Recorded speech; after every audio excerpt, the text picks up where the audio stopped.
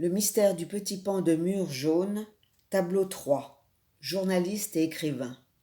Je cite Proust. La vraie vie, la vie enfin découverte et éclaircie, la seule vie par conséquent pleinement vécue, c'est la littérature. Cette vie qui, en un sens, habite à chaque instant chez tous les hommes, aussi bien que chez l'artiste. Mais il ne la voit pas parce qu'il ne cherche pas à l'éclaircir. Erwan avait raison. Les critiques, les officiels, venus en nombre à l'inauguration de cette exposition de tableaux hollandais prêtés par divers musées, se pressaient pour cet événement qui permettrait aux Parisiens de voir de près quelques-uns des rares, peut-être 35-36, tableaux attribués à Vermeer.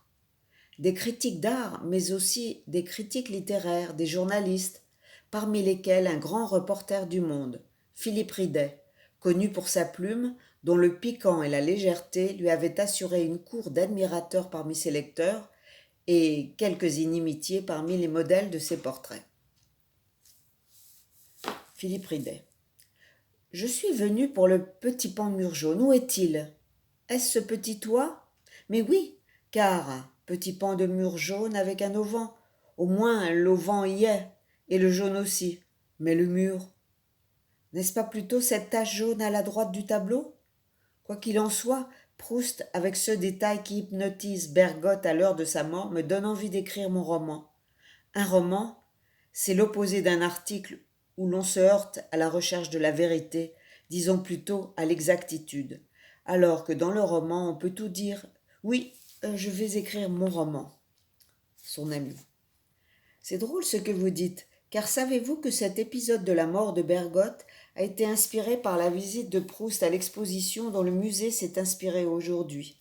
Il y a fait un malaise alors qu'il était en compagnie de Jean-Louis Vaudoyer, qu'il a remercié en évoquant dans la recherche son article concernant cette exposition.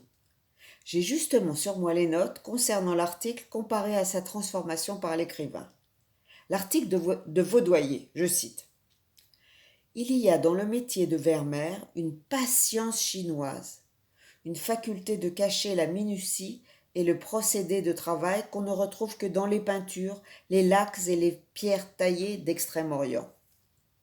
Cela devient, sous la plume de Proust, mais un critique ayant écrit dans La vue de Delft de Vermeer, prêté par le musée de La Haye pour une exposition hollandaise, tableau qu'il adorait et croyait connaître très bien, un petit pan de mur jaune qu'il ne se rappelait pas, était si bien peint qu'il était, si on le regardait seul, comme une précieuse œuvre d'art chinoise d'une beauté qui se suffirait à elle-même.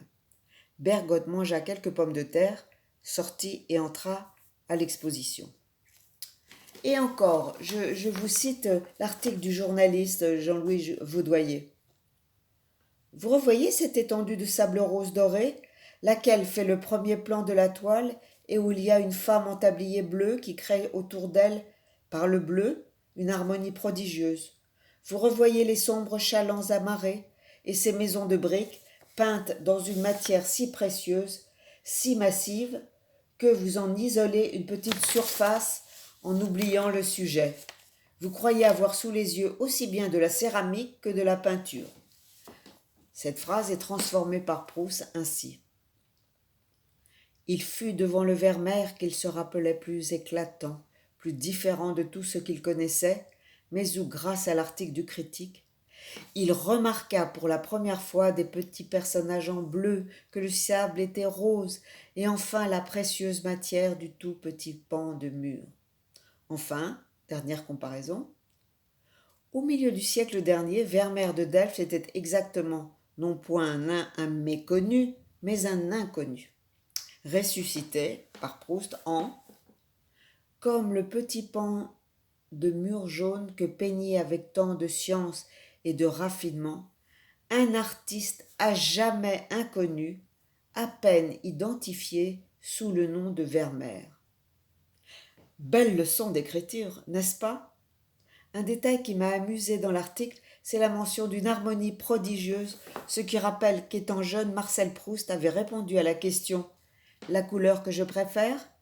par la beauté n'est pas dans les couleurs, mais dans leur harmonie.